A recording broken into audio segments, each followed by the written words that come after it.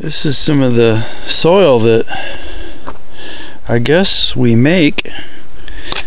I buy hay and it eventually looks like this. There's a lot of sawdust from the mill mixed in with it. And this stuff is 4 years old.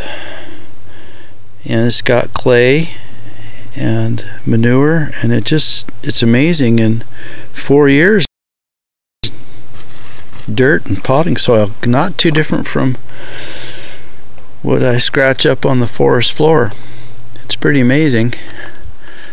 If you'd use it the first year, manure, it's okay for corn and stuff because it's a heavy.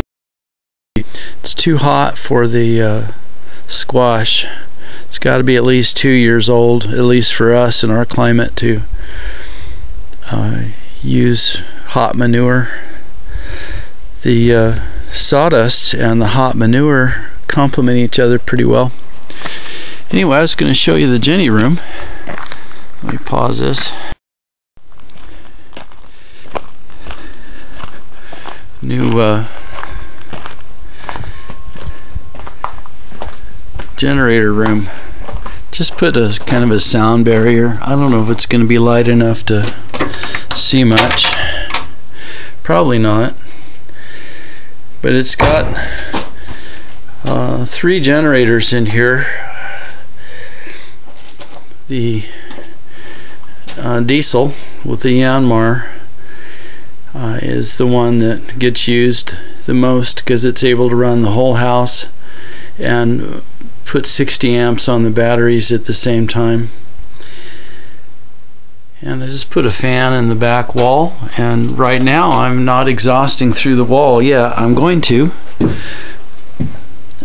put an exhaust here and probably another muffler outside and some flex pipe. I saw a guy do that. It was pretty neat. The other thing is we have this homemade generator out of an old Adger with a Honda motor and put an alternator on it. I've got a video of that, but you see up on the wall where it says 12 volt positive and 12 volt negative, and there's some large cables going up to the battery bank, and that's fused at the other end, so that is a protected wire. But I can just hook the giant alligator clips here right onto the wall, and it goes through a wind generator controller, and it shows me how many amps are going on. So if I go hook this up right here and go up there into the generator, or excuse me, the solar shed, it'll tell me how many amps the batteries are taking. So if I didn't want to run the big generator, I could run this small one that'll put 60 amps, 55 amps continuous straight into the batteries.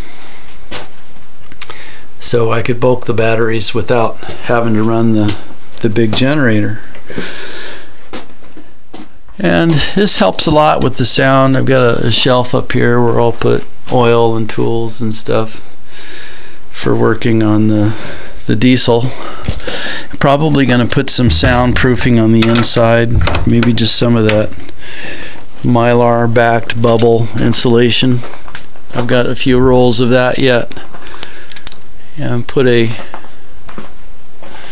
muffler mounted on the outside, come through the wall somewhere with some flex pipe, and then eventually this tank, which I've got 3/8 of a tank, it's probably about right here, full of diesel, and that's off-road diesel, and I'm going to put a filter on this and take it straight into the diesel generator.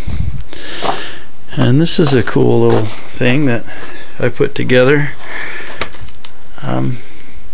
Gets about 100 miles to the gallon, I guess more if you pedal it. I told myself I need to get some exercise, so I'll pedal as far as I can. When I can't pedal anymore, then I'll just fire up the motor and buzz on home. So far I haven't ridden it anywhere without the motor, but at least I'm getting out. So that was fun. It's a 4-stroke, and that's pull start with an automatic transmission and a gear reduction drive. And I don't know how fast it goes, but it pulls all the steep hills around here, and that's what I needed. Probably does about 30, I don't know. But it buzzes me over the lake on a sunny day and back just for an outing. Anyway, even with sun like that, we're staying on top. Staying on top. That's good. Anyway, have a beautiful day.